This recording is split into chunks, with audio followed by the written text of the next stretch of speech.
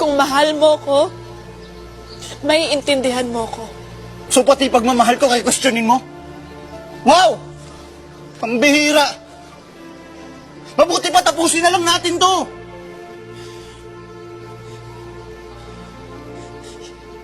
Yun ba yung gusto mo?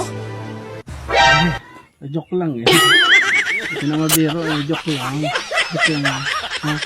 Parang tanga to eh. Ha? Nakakalimutan mo ba na meron ka pamilyang inuuwian dito? Sino ka? Ako! Ako yung bago niyong kasambahay! Ma'am, nandito na po si Sir. Siyempre, nasa abroad yung papa ko, kaya mataas yung sweldo niya. Eh, yung papa mo ba, saan ba nagtatrabaho? Wala, dito lang, pero 5,000 sweldo niya kada araw. Wow. 5,000 kada araw? Posible naman. Oo. 5,000 kada araw? Ano ba yung trabaho niya? Taga-alaga lang ng baka. 5,000 kada araw, tapos taga-alaga lang ng baka? Oo.